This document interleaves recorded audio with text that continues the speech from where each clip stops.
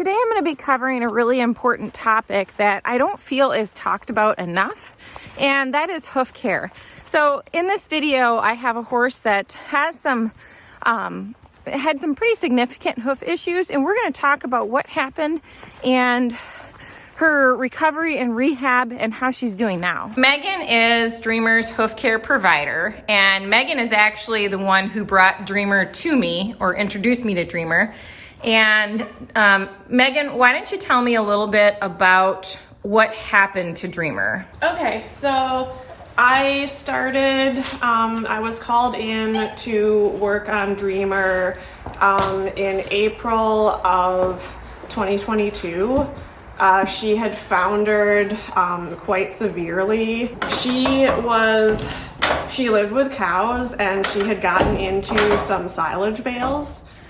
So ruminants can eat silage because of how their digestive system works, but horses are not able to handle things that are fermented like that. It's not safe for them, and the people just didn't know. They weren't horse people. They didn't know.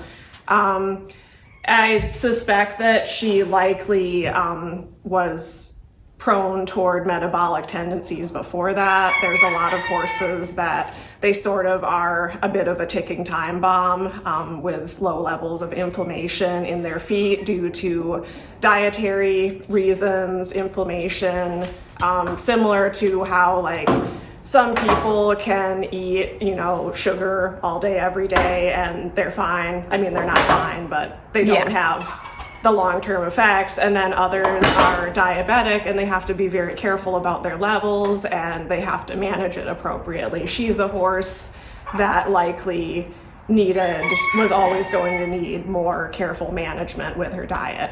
So basically, Dreamer foundered. Do you want to explain what founder means? Yes. So briefly, the inner bones of the hoof and the inner structures are connected to the outer wall, which is basically like your fingernail, with a Velcro-like structure called the lamina.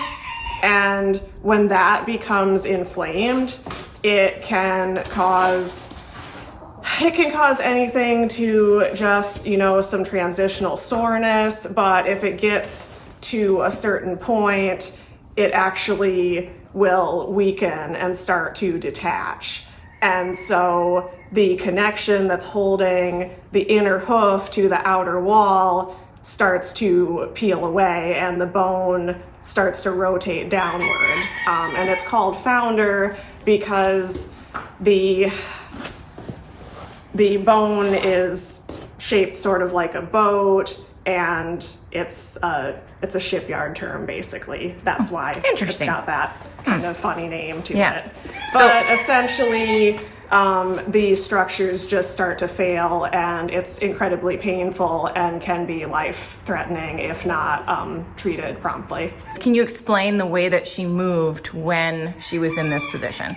Yeah, so they will be very acutely painful. They will sink their weight back as much as possible onto their hindquarters, and they will sort of walk on eggshells in their fronts, and also they will just not want to move in general. After you started working on Dreamer, can you explain the process? So we started just with a realignment trim.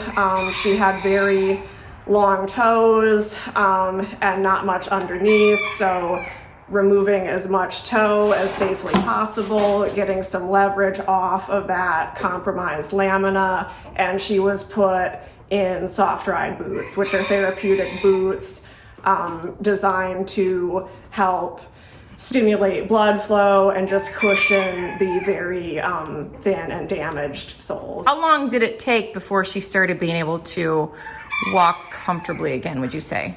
It was probably, it took the better part of a year. There were a lot of, basically everything that could go wrong went wrong with her initial rehab. And it was a very touch and go process for a while, but She was moving much better. We took new radiographs. Thank you. We took new radiographs in, I believe, January of 23. I was able to take a lot more material off, knowing exactly where my margins were. And after that, she was remarkably better. She came out of the boots, and she was still very restricted in her body, especially. Yeah. But she was pasture sound, I would say, comfortably, which was a huge improvement. Yeah. Oh, that's great. So if this is going out to any horse owners out there that have horses with issues with laminitis or founder, or basically this can help in any situation, but having x-rays done is extremely beneficial to your hoof care provider. Ideally, even for maintenance horses, the best case scenario is to get annual x-rays. In a rehab situation, it depends, at least annual. More than that is certainly helpful, especially if they're having problems and we might need to do something different. And you can take... She's so bored. She's like, what are you doing? You can also take x-rays when they're shod to make sure, maybe you can play around with shoe placement and help that way. So yes, they're a very good investment in your horse's soundness. These are the actual soft ride boots that she had that were used in her rehab. I'll just kind of put this back. And so they have a very thick foam pad in there, so they can just kind of sink into that and get some relief. There's also, I believe there's like a 2 or 3 degree wedge in these, which helps.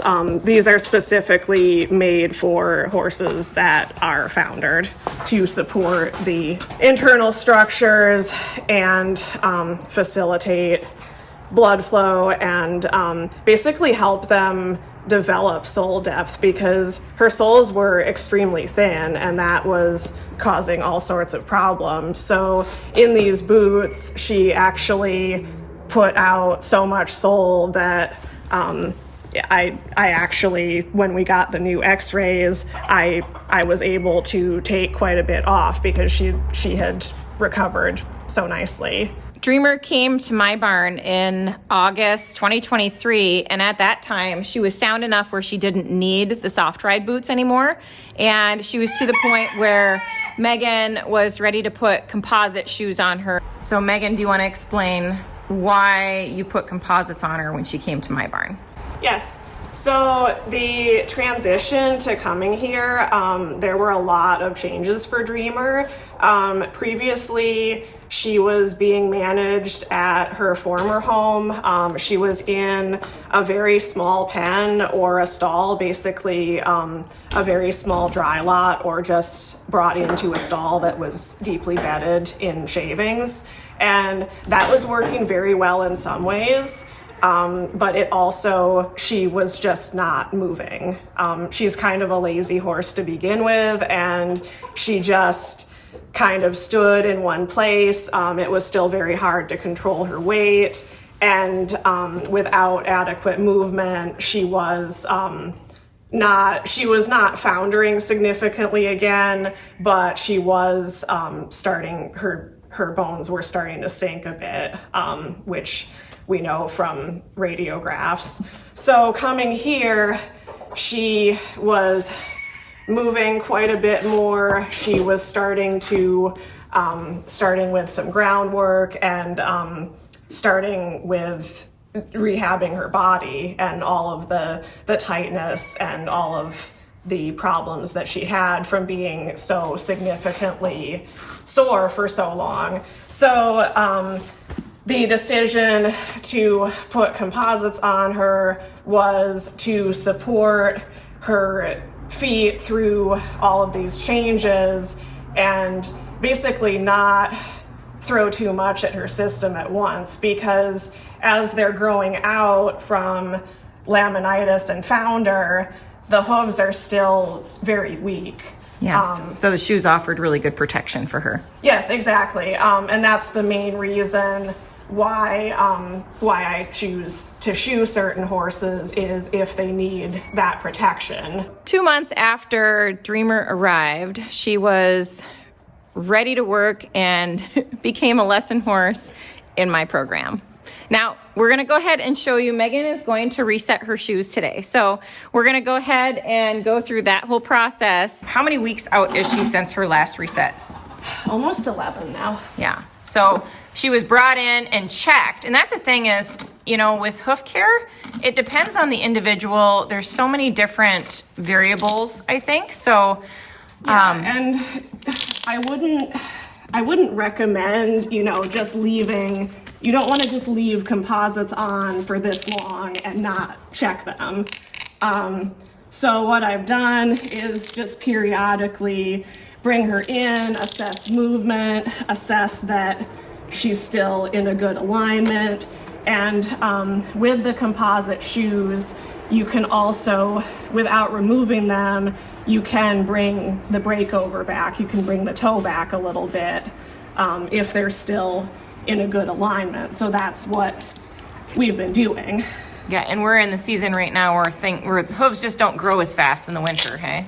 Yes, and she has not been growing fast compared to before, which is not surprising to me because she is so much more active, and I think her body is not used to that. So it's sort of diverting resources away from, you know, growing hooves, and rather like, oh, I'm actually moving now.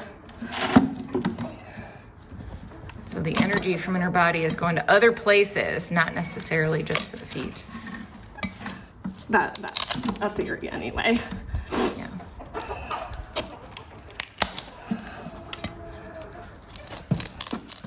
And as you can see, these things are kind of a bugger to get off.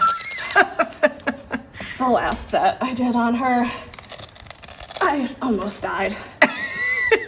So that's another reason why I left these on. They stay on so well. So well. And I apologize, everybody, for the screaming roosters. I've got about 12 roosters hanging out behind me. I know, it's scary, isn't it? What do you see?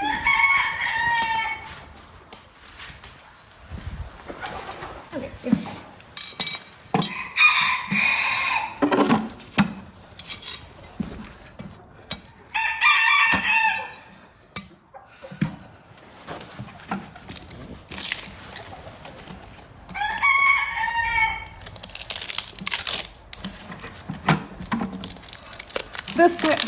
They don't like this part because it's annoying. Oh, I'm sure. And it feels crappy. And they're like, why are you taking these off? These feel great. Right. She's like, I'm fine. She's like, I like that there. Don't take it off. So our weather this year has been horrendous. So today is February 5th and it's 40 degrees and the horses are all hot. And honestly, I feel like they're pretty miserable when it's warm like this.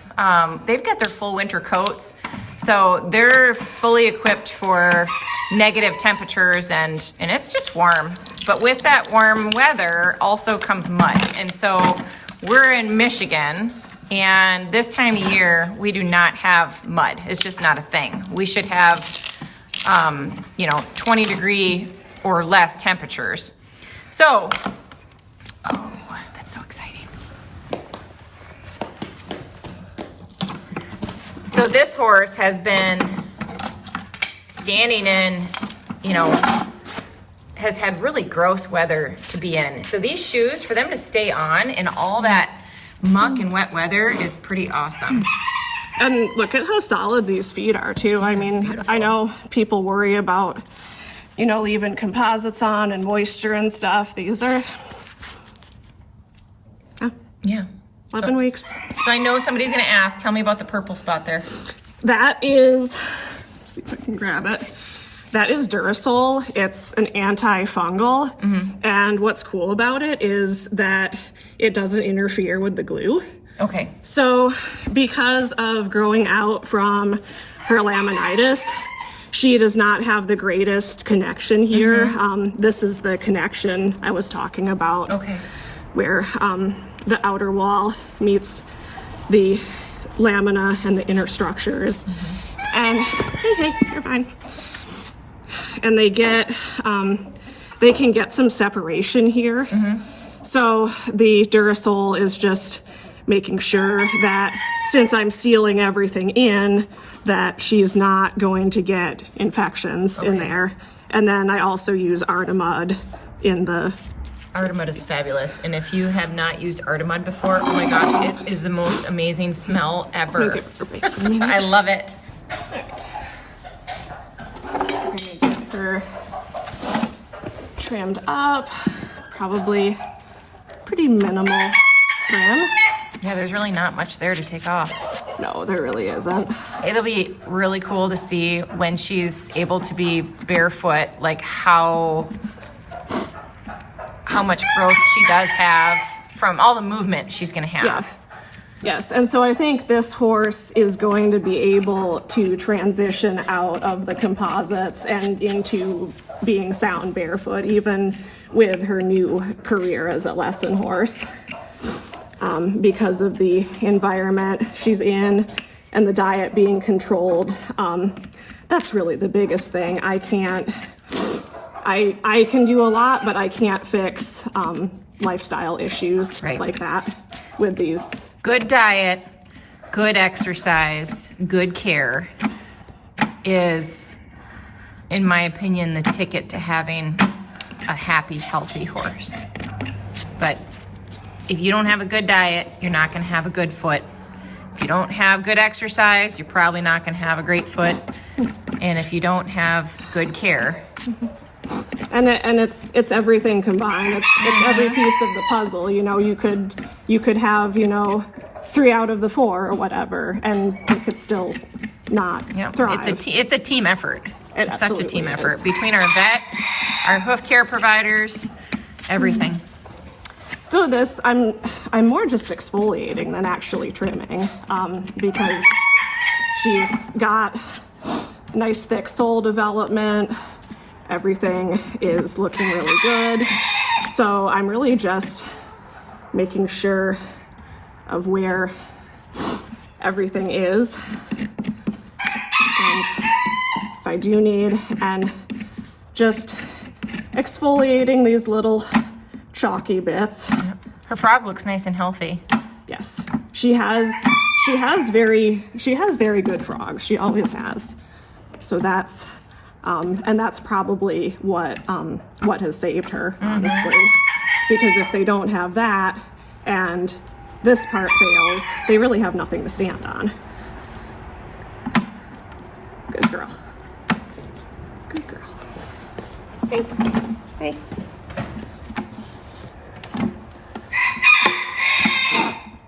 She's like, normally you're faster. You don't do so much talking.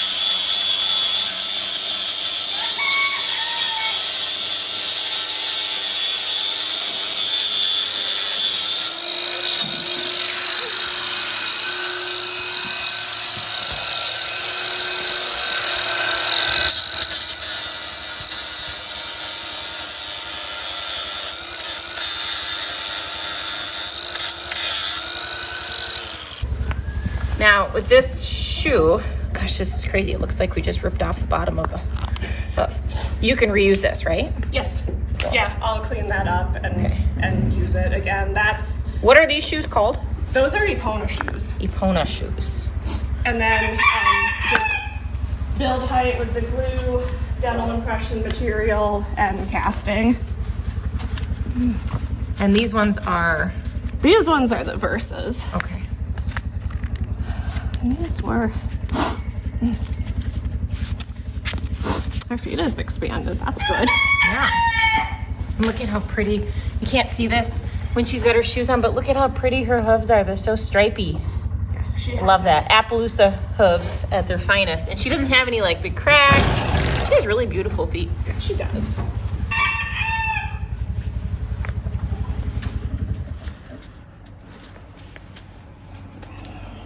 Those ones have little... Yeah, these are the sport ones. So Okay. they have little studs. Cool. Now tell me why you're doing that. Why are you lighting my horse on fire? This is just part of the glue prep. So you want to have everything dry and clean, which honestly the prep is the hardest part of gluing usually. And some horses are suspicious of this. Yeah. So she can't feel that though. No. Someone asked me the other day about, well, it was in the video of Daisy kicking at Stormy. Yeah. And somebody said, well, maybe her hooves are cold. And so she's kicking because her hooves are cold. And I'm like, no, I don't think they feel any cold or heat in their hooves. Or if they do, it's so minimal. Yeah. I think she was probably kicking because of sassiness. Yes, that's all attitude.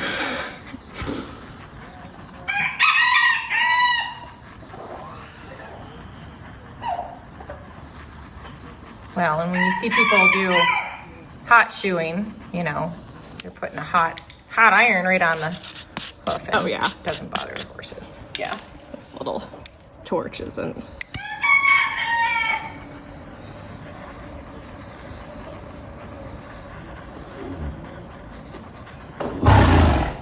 Yes.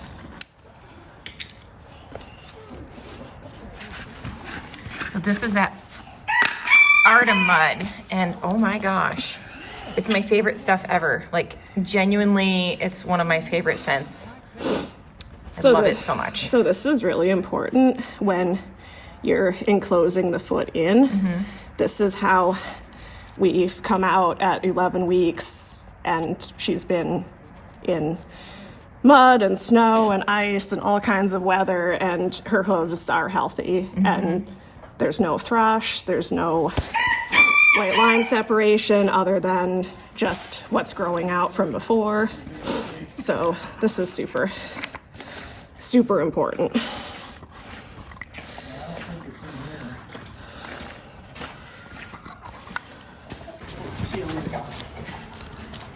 All right, so now what are you doing? This is the dental impression material, so that is going in to support the frog and digital cushion. It's going to go right up and support the coffin bone. Does it work as a moisture barrier too, or like a? No. Like, does it keep liquid out, I guess? No, it actually doesn't. So that's why the Artemud is really Okay. important, because otherwise it can get kind of nasty in Okay. here. And then it also goes around to the turn of the heels, and this, when the casting goes on, enables the heels to expand and contract like they normally would. Awesome. And this is urethane glue. This is not the type of glue that would normally be used in this package, but it's way easier this time of year because it's cold and it sets faster, and it worked really well for her last time, so that's what we're gonna do again because it worked awesome.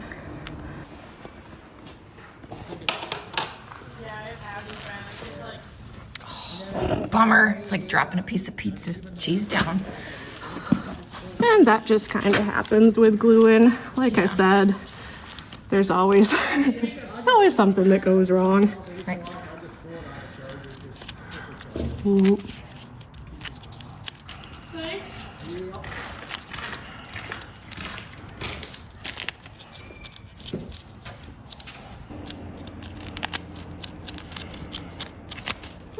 No.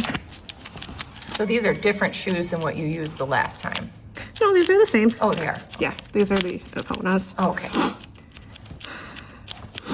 She will go in the Versa grips. Okay. Probably next time. Got it. Keep her in these for now.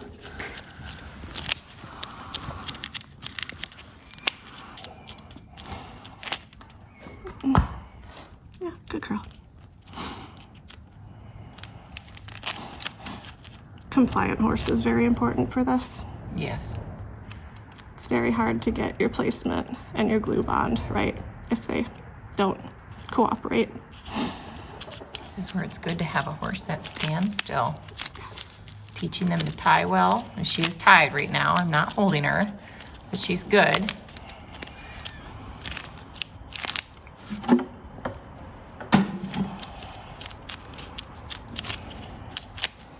Some people have a hard time seeing horses tied for extended periods of time, but this is an excellent example as to why we do that kind of stuff. Good girl. Good. Good job.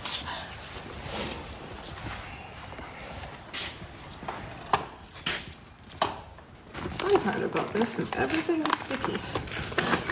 So,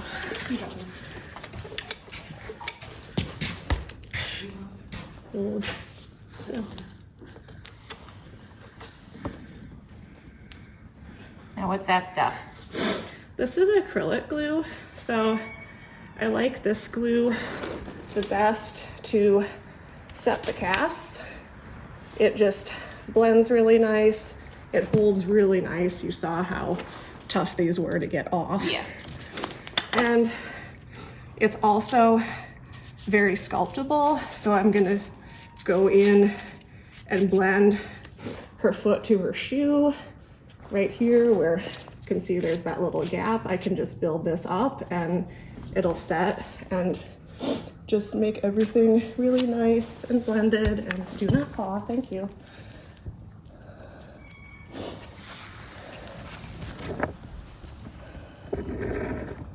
And this is what you'd normally use to set the shoes as well, but again, it's easier in winter to use the urethane that sets a little faster. I have to add here, Megan is an artist, and I have to tell you, artsy people, they like to make hooves look pretty too while they're doing it. So she's just really good at what she does, and she's very particular, and I think that really is super cool. Well, thank you. My glue-ons don't always turn out pretty. Like I said, it really helps if you have a good horse. Actually, it really shouldn't even be attempted without a good horse. Right. Or maybe some light sedation is your friend if your horse is wiggly or very painful. But she's a really good girl. She's been there and done that. She's very used to all of my... We've spent a lot of time together. So this is a secondary attachment point for the shoes, because you'll notice these don't have cuffs or tabs for the glue and they're not nailed on. I'm not going to nail them on. So this serves two purposes. It is a secondary attachment point for the shoe, because just direct gluing to the bottom of the hoof isn't going to hold it on in turnout conditions or really anywhere. It's just going to come off. What's that stuff called? These are Sleipner casts. Okay.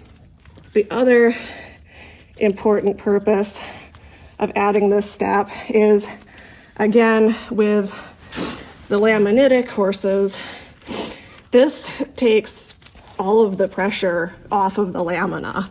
Okay. So it promotes a lot of healing. And you can see how nicely her feet are holding together. That is because of this. Because if she were to go out in mud right now with bare hooves and not having a full year of growth with the new diet and proper movement and everything else, her feet would fall apart. They're just not strong enough for that yet. But they will be.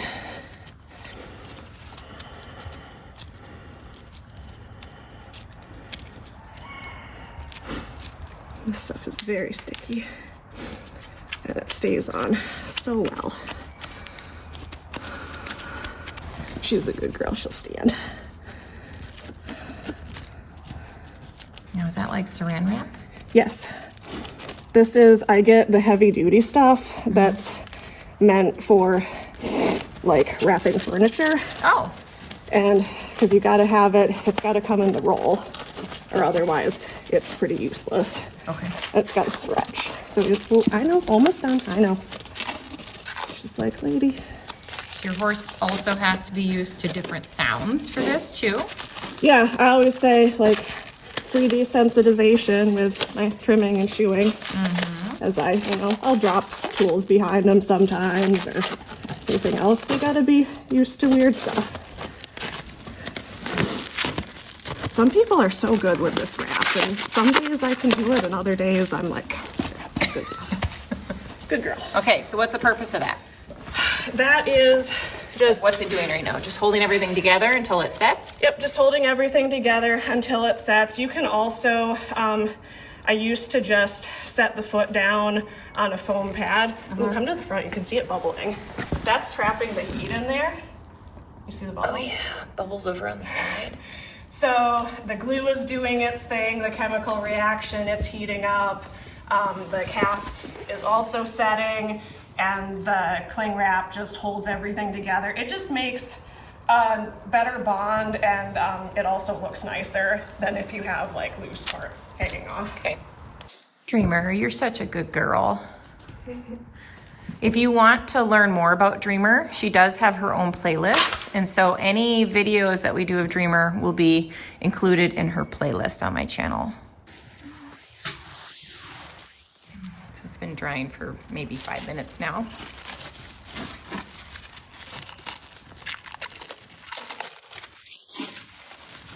Got some hoof baking going on. That is so cool how that stuff, I had no idea. I honestly, I thought that black stuff was vet wrap, and then you just like put glue or something over top of it. That is so cool. It's essentially vet wrap that like sets itself. Right, vet wrap with glue. So that's really neat, because that was like a big ball on the bottom. And it just kind of turned into flat. Awesome. Good for probably another Good girl, Dreamer. 11 weeks. We'll see. Heck yeah. Here's the old shoe, okay? 11 weeks that was set, and then here's the new shoe. Held up very, very well. So now what Megan's gonna do is reset that other shoe. Here's a little look at all the equipment that goes with it. So much stuff. So many things.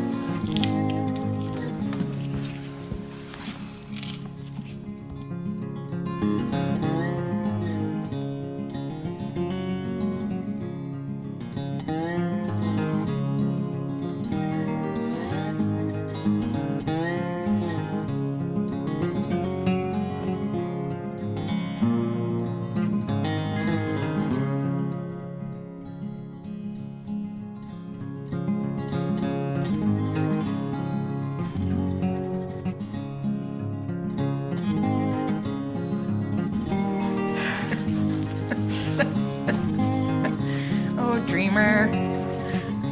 She's so bored. Cheers. This is good stuff.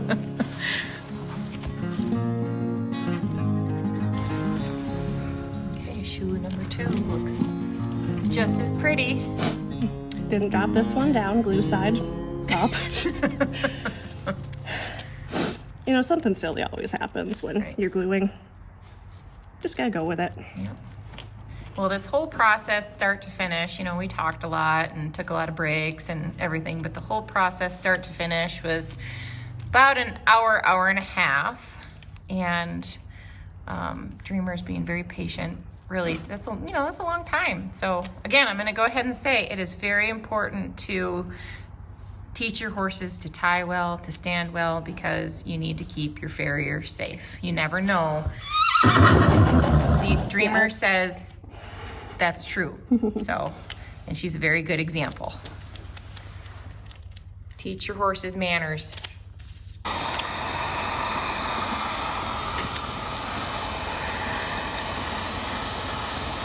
Joys of working in cold temperatures. Okay, Megan is finishing up the second hoof, and I do want to just go ahead and say that if anybody has questions about anything she does, or anything that happened here today, if you've got hoof care questions, feel free to go ahead and post them in the comment section on this video. She's going to occasionally scroll through there and take a look at the comments, and she'll respond to as many of them as she can. So feel free to ask what you need to ask. So let's talk next steps with Dreamer. We're going to do... Yeah, so I was, we were just kind of talking, and I was just kind of saying that next time I think I'm going to take some Versa grips from Easy Care and custom fit them to her, bind in whatever mechanics that we want, and plastic weld either cuffs or tabs to them, because this package here is the most, I want to say aggressive, but that's not the right word. Right. It's the most supportive package as far as composites go, and she's transitioning into no longer needing that to do her job and live her life. Her feet are developing. They're going in a positive direction.